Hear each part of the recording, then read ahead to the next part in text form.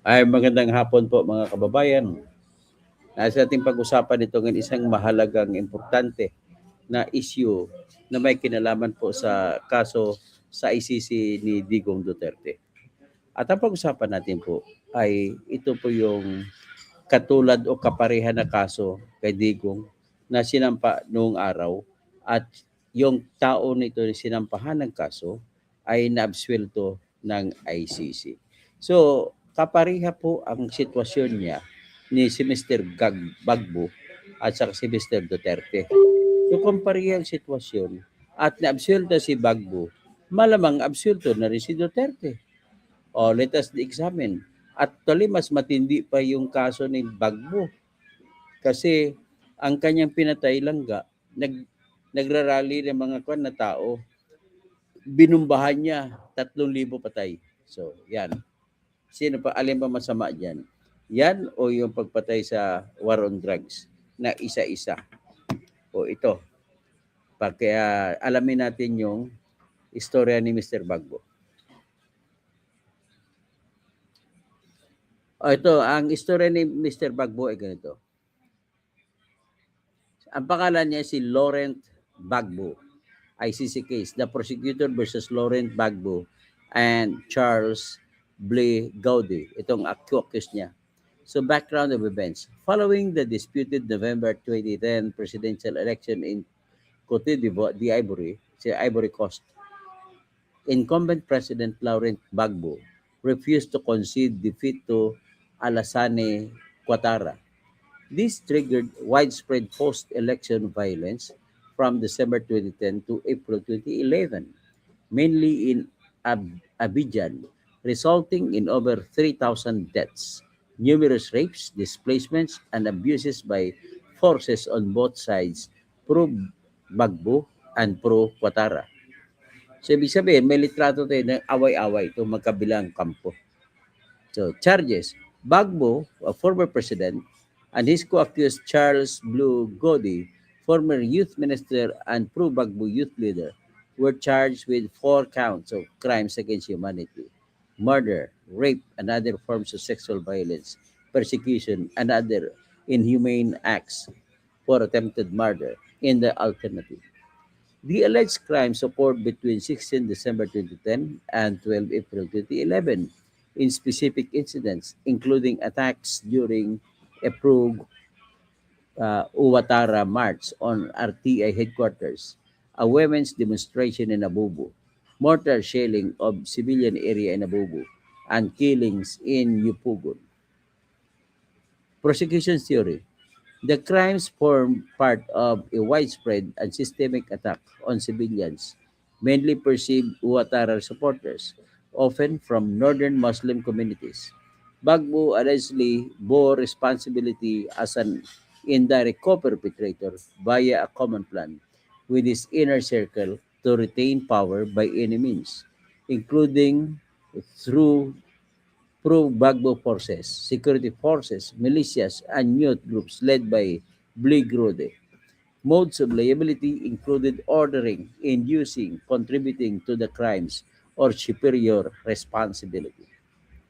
Procedure timeline. Arrest warrants issued in 2011, Kagbu, and later for Blue Gaudi. So, ibig sabihin, napalabas ng arrest warrant noong 2011 ng ICC. Tapos, Gagbo transferred to ICC custody in November 2011. Blue Gaudi transferred to ICC custody in 2014. Charges confirmed in 2014 to 2015, cases joined. Trial opened on 28 January 2016. First former head of state tried at the ICC. So pinakaunang presidente ang na kasuhan sa ICC. Prosecution presented its case. 82 witnesses, extensive evidence. Ang dami mga testigo laban sa kay Bagbo, 82 witnesses. Kay Duterte, 3 lang eh. Extensive evidence. Outcome on 15 January 2019, trial chamber 1 by majority, 1 judge dissenting, acquitted both defendants of all charges in a no case to answer ruling, finding the prosecution failed to prove essential elements beyond reasonable doubt, such as the existence of a common criminal plan to target civilians a state policy of attacking the civilian population or sufficient causal links from Bagbo or Bligodi action speeches to the specific crime. So, ganon din si Duterte, speeches din. O kay Bagbo, speeches din. So, hindi nila na-connect sa mga speeches ni Bagbo at ni Clody yung pamamatay. Ganon din kay Duterte. Makukunik ba nila yung mga namatay sa speeches ni Duterte? Ayan. Written reasons issued 16 July 2019. Appeal and final status. The prosecutor appealed on 31 March 2021. The appeals chamber upheld the acquittal by majority. Both were released with conditions initially set, later revoked. The case is now closed and final. So, yan ang kay Bagbo na kaso. Iba pang mga kwento tungkol kay Bagbo.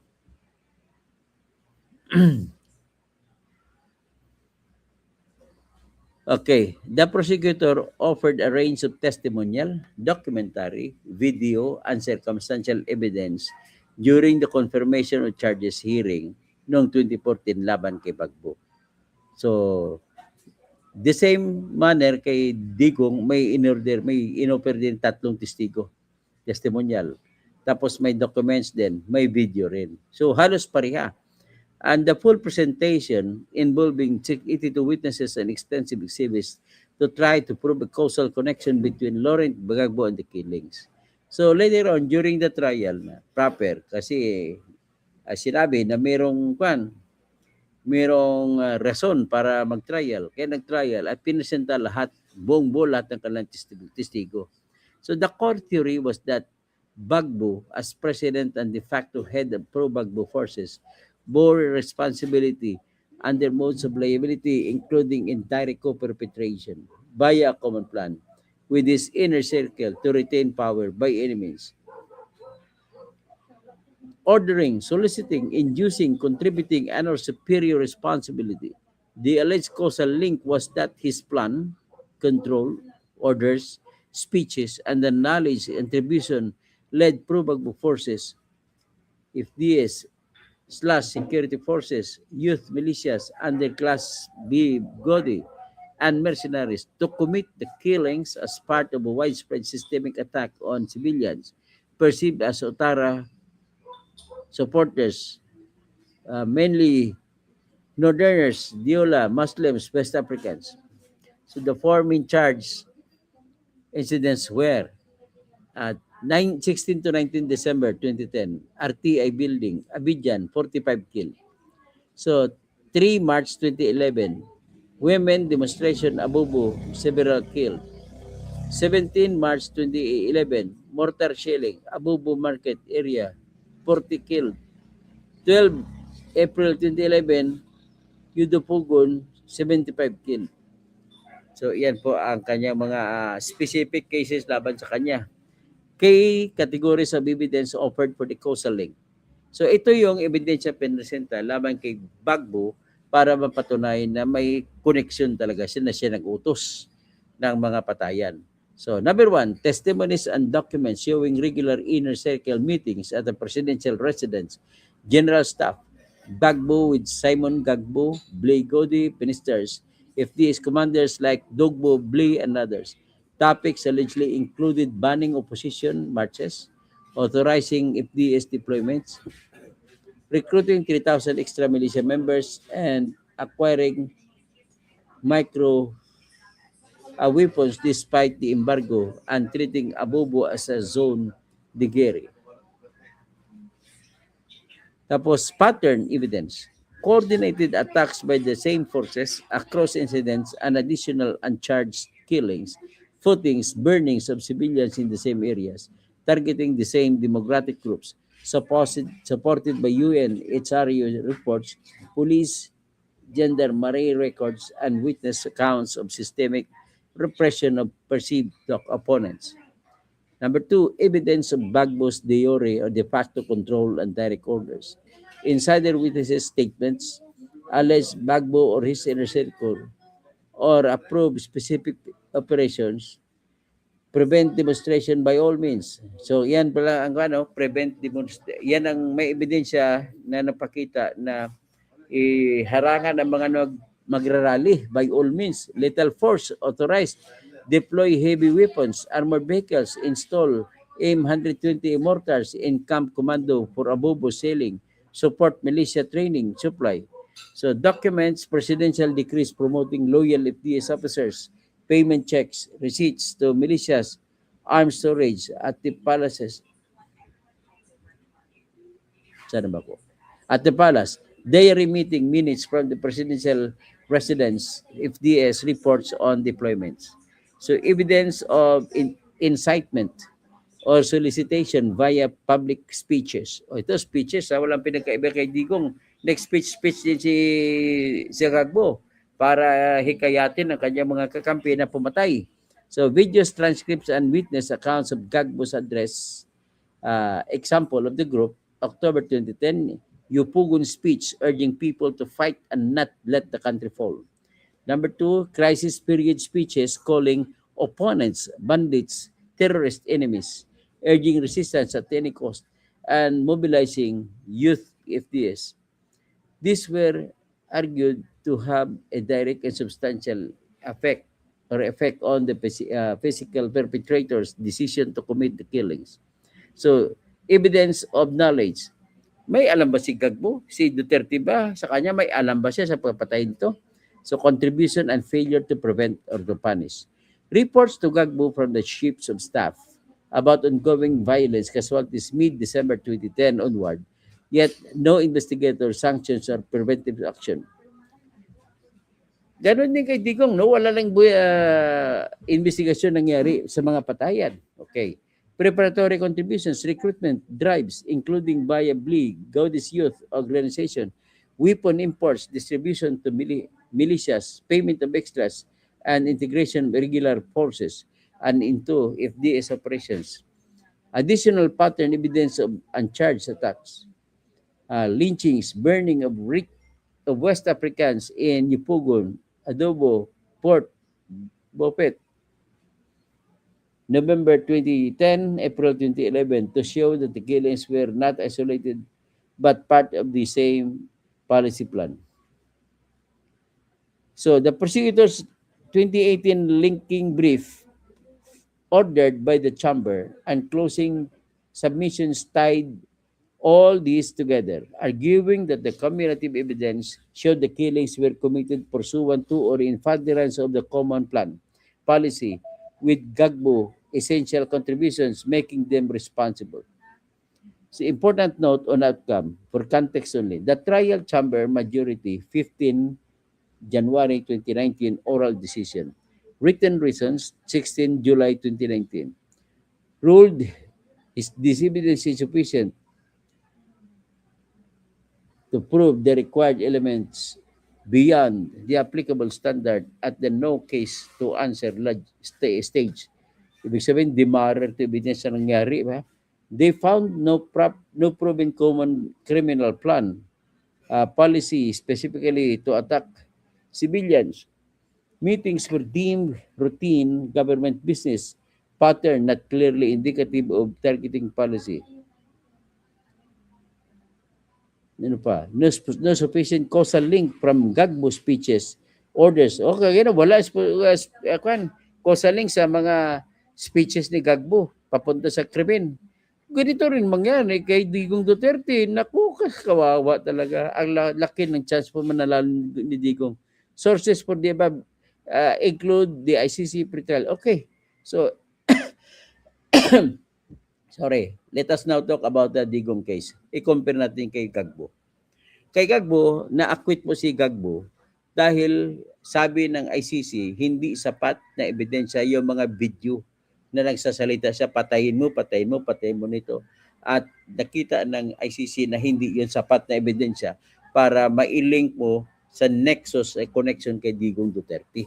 So, ganun din kay Gagbo. So, having seen this, I am making myself more confident in saying that mananalo si Digong at hindi po maaprobahan ang confirmation proceedings. Opinion ko lang yan, and that is my intelligent opinion.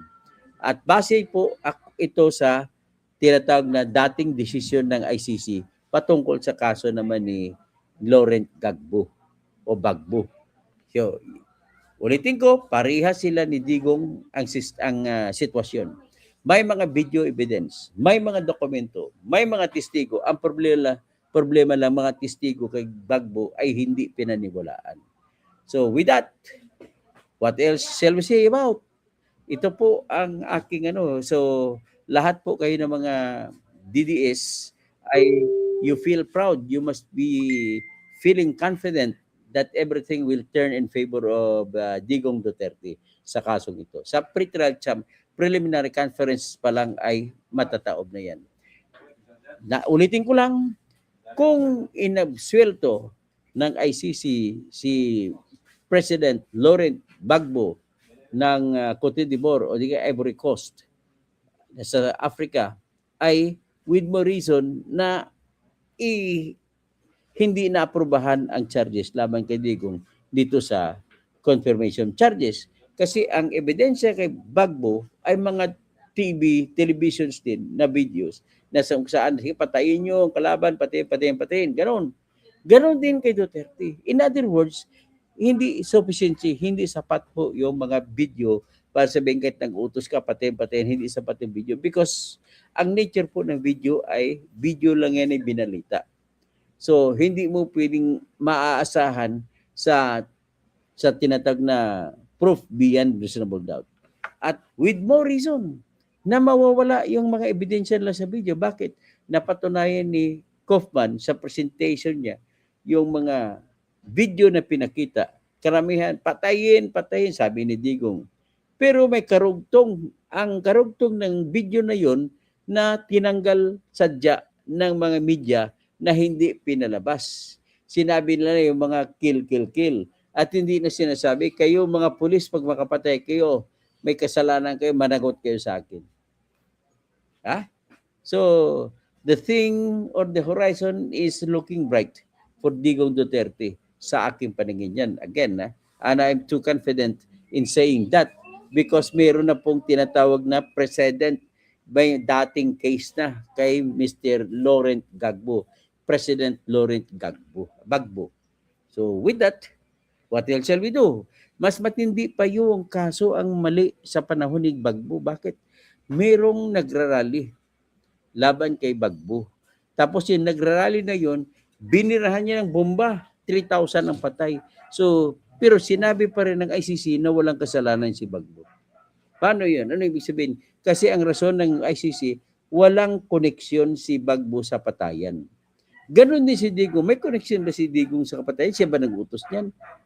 Yan po ang pinaka-crucial. Ngayon, sa ngayon, ay hindi mo pwede sabihin na some evidence meron. Hindi mo pwede gamitin yan kasi unang-una, may tinatawag na indubio pro reo. Kung may doubt, pabor sa akusado. Ganun yun. Kung ang doubt man sa batas o kung doubt sa testimonya o sa questions of fact, ay ilibibigay ang pabor sa akusado. So, that makes it the different. So, kaya magtatawag na lang ako. Okay, mapipikon nitong mga anti-DDS. Sigurado ako, mapipikon. Ganun naman sila, hindi nila natatanggap ang katotohanan. Marcial Celerio, 100% acquitted. Oh, yan. Ganun nga mangyari. Kwak Marcos, Bongbong Marcos gang. Tapos, Marcial Celerio, hello attorney. Tapos, Ben Marwerti, Thomas Esplana, gandang hapon sa lahat. Baka naman sa mga kapwa ko, DDS, baka pwede tayo pakape kay Tony Toto. O pwede, bigyan niyo ko pakape para sa kanyang panggastos sa pamasahe. O inuubos ko ng oras ko dito. So, Thomas Esplana, like and share tayo. Paki-like, paki-share, paki-subscribe ang hindi pa nakasubscribe at paki-like po ang aking Facebook page. Paki-like din, follow at paki-like din ang aking Twitter page. Paki-like din ang aking TikTok page. No? Attorney Toto Kausing TikTok page ko. Paki-search niyo na lang. Si K.O. Ilonggo Dok Toto, ang diferensya lang sa kanilang dalawa ni Ipirardi, may bayad na nangyari from drilling. Yun nga lang, Ang kay Bagbo walang bayad-bayad eh. So, Gregorio Babaran, malapit na anniversary ni Digo ngayong March. Abangan ang resolution ng ICC. Judge in 60 days. Justice for EJK victims. Okay, tapos Gilbert Labrador. Ko Ilonggo, salamat po, palipad. Bigyan niyo po ako, ipaliparan niyo ko ng super sticker. Sana mapaliparan niyo ako kung may sobra kayo at mag-join kayo sa aking channel membership. 75 pesos a month lang naman po yun. At maliban dyan, invite sa iba na mga makinig sa akin lagi at tungkol po sa batas ang ating pinag-usapan. Kung ano mag-apply at tungkol din sa katotohanan. At hindi po tayo dito na gumagawa ng fake news o marites kagaya kay Insurrecto, kagaya kay Bad, kagaya kay kay Manila Batang Manila 2H o si Sangkay o si Coach Jarrett o sino pang iba. Okay. Ronel, naiba na ang itsura ni Sir Toto, mukhang maka-Duterte na. Ay, maka-Duterte ako dahil ang batas pabor po sa kanya. Wala po ako magagawa, Ronel. Marites Cuales Sernal Kabayasi. PM, Happy Philippines, kulong Duterte forever. Ba, talagang kulong Okay, Gaily Ramirez, good afternoon po. Ronel, naiba na itsura. Paulit-ulit na naman na Ronel. Analisa Miesco, baka walang maleta yan. Yung walang maleta.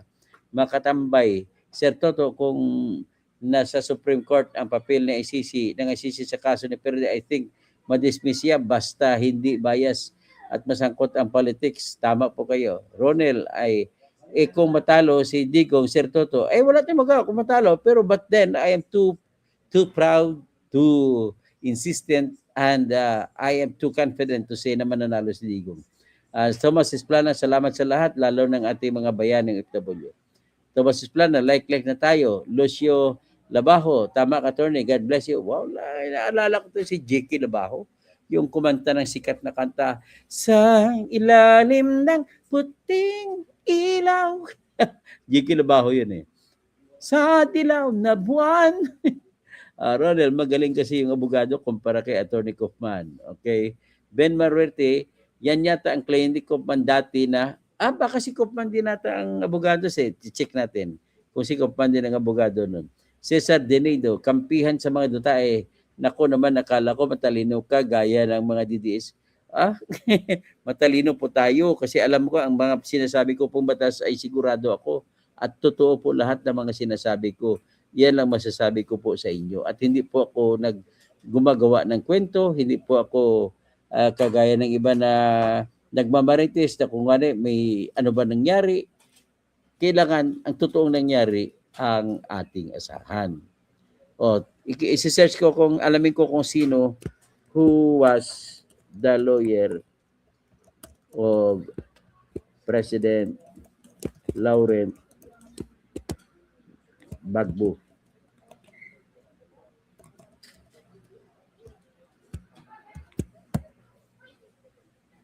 Tingnan natin kung sino ang abogado niya. Hindi si Kaufman. Ang abogado niya po ay si Emmanuel Altit, taga France, lead counsel for Laurent Gbagbo.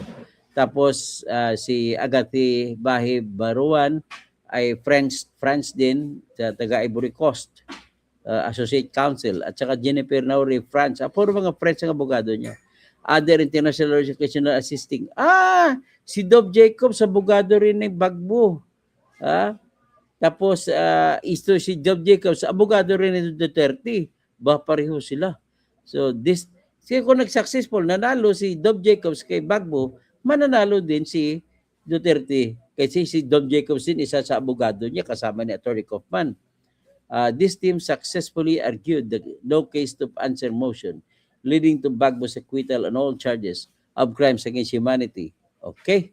So, that's it. Maligayang pansit. Tapos Noel Abalus, ang tindi ng kumpensa mo, DDS ka, ay talagang tindi kumpensa ko po. At talagang i-associate ko na sarili ko ng mga DDS kasi ang hindi DDS yan yung mga gusto mga corrupt. Nagsusuporta kay BBM na mali-malita ko magnakaw. Yan ang mga hindi DDS, yan ang mga anti-DDS. na gusto pag nanakaw lang. So, T.Y. Tigas pala. Attorney yan, sira ulo yan. Honda Vega, hoy, upaw, magpa-hair follicle test ka. Oy, si Bongbong Marcos ang ipa-hair follicle test mo, hindi ako. Wala po ako buhok. So, makatang tambay, dami trolls. Ben Marwerte, nung wala na pambayad si Bagbo kay Cookman, binitawan na. Hindi naman. Eduardo Besas, Katoto, paano ba pa-member sa iyo? Ito po, click na lang po ang channel ko. Tapos membership, lagay niyo po sa channel ko, membership.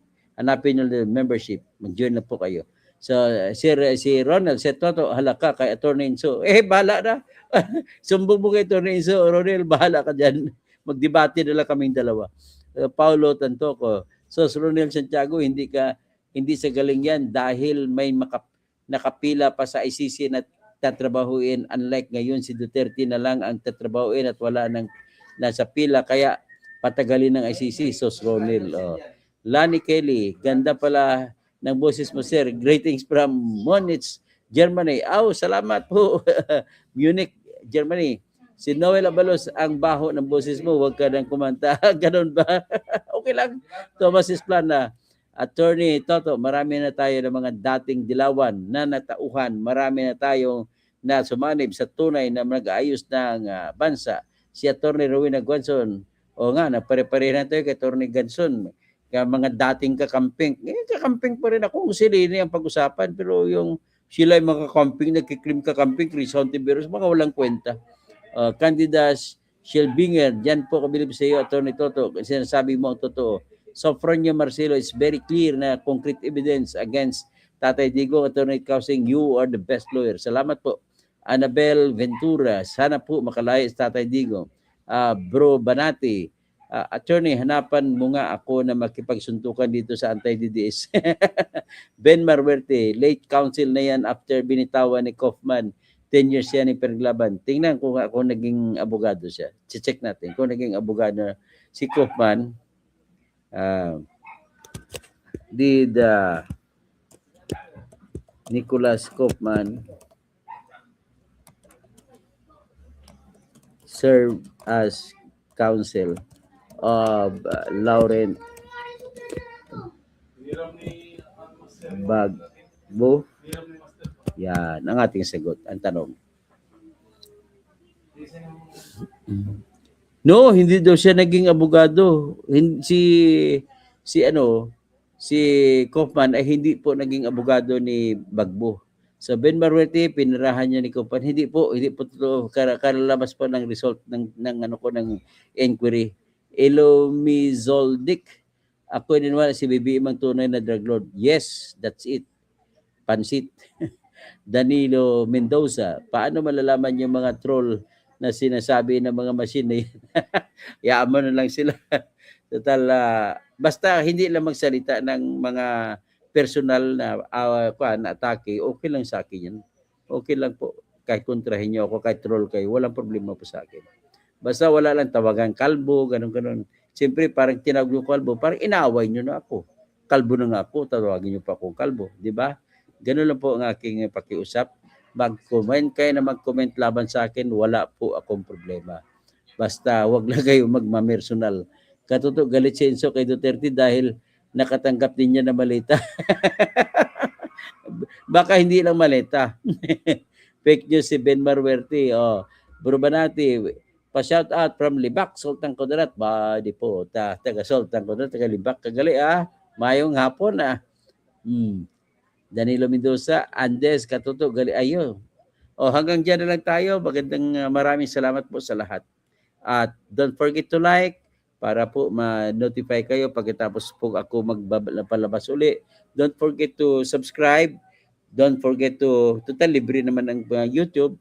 Don't forget to follow my Facebook page, the Toto Kausing, no? Don't also forget to follow my TikTok page, my Instagram page, Attorney Berteni Kausing, at saka sa Twitter ko, Toto Kausing. Hanggang dyan na lang muna tayo. At meron pa po ako isang Facebook, isang YouTube po na channel. Paki-like nyo rin po para ang pangalan ng Toto Kausing.